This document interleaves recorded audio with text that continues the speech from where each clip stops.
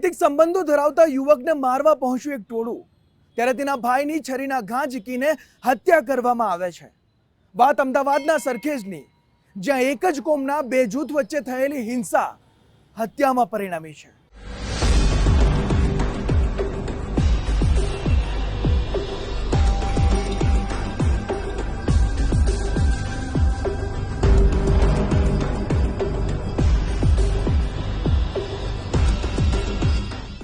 લગ્નેતર સંબંધોનો મોડા વહેલા ચોક્કસ લોહિયાળ અંજામ આવતો હોય છે। 2 વર્ષથી ચાલતા પ્રેમ પ્રકરણ અને આડા સંબંધોનો ખાર રાખીને હથિયારોની સાથે ધસી આવેલા ટોળાએ હુમલો કરતા નિર્દોષ વ્યક્તિનું લોહી રેડાયું। અમદાવાદના છેવાડાના સરખેજ વિસ્તારમાં મારામારીનો બનાવ બન્યો। ઠાકોર સમાજના 2 જૂથ વચ્ચે જોરદાર હિંસા થઈ। સંજય ઠાકોરની પત્ની સાથે આશીષ ઠાકોરને આડા સંબંધો હતા।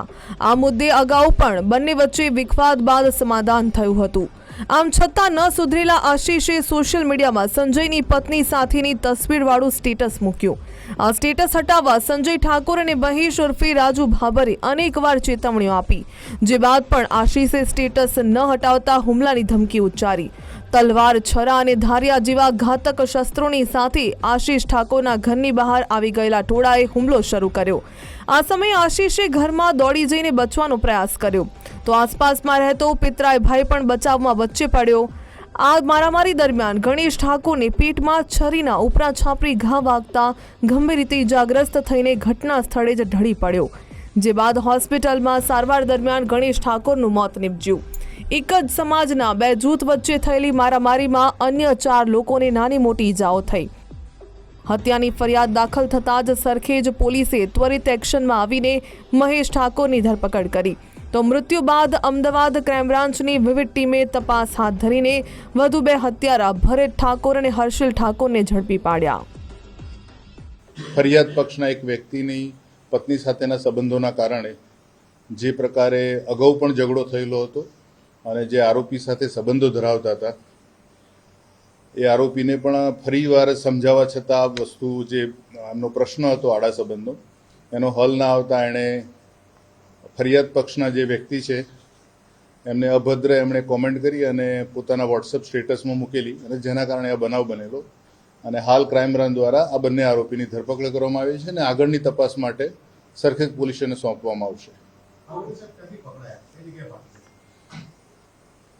જે પ્રકારે બનાવ બન્યો હતો એ બાદ જે રીતે આરોપી ભાગ્યા, એ પૈકીના હાલ આજે બંને આરોપી છે એ આરોપીઓની માહિતી મળેલી। આમ તો કુલ 6 આરોપી છે, બાકીના 4 આરોપી હાલ અમદાવાદ શહેર વિસ્તારમાં નથી, એના ઉપર પણ કામગીરી ચાલુ રહેલી છે। આ બંને જૂથ વચ્ચે આડા સંબંધો મુદ્દે અગાઉ પણ બવાલ થઈ હતી। સંજય અને તેના પરિવારના સભ્યોએ મળીને આશીષ ઠાકોરને માર માર્યો હતો, જો થોડા સમય બાદ બંને પક્ષો વચ્ચે સમાધાન સધાઈ ગયું હતું।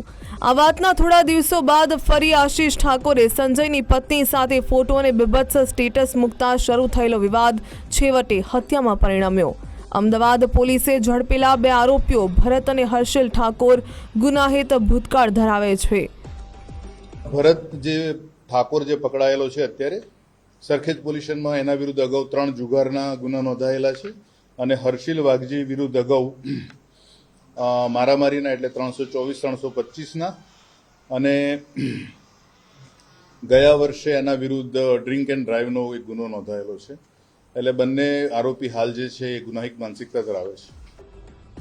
સરખેજ પોલીસના ચોપડે નોંધાયેલી ફરિયાદ મુજબ હજુ 3 આરોપીઓ પ્રતાપ ઠાકોર, વિશાલ ઠાકોર અને સંજય ઠાકોર ફરાર છે। આ હત્યારાઓને પકડવા માટે અમદાવાદ ક્રાઇમ બ્રાન્ચ અને સરખેજ પોલીસની અલગ અલગ ટીમ ટેકનિકલ રેકોર્ડ, સીસીટીવી અને માનવ બાતમીના આધારે ઠેર ઠેર દરોડા પાડી રહી છે।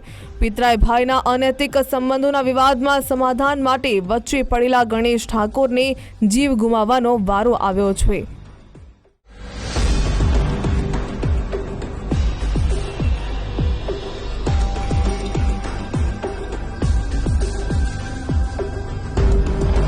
અર્પિત દરજી, ગુજરાત ફર્સ્ટ, અમદાવાદ।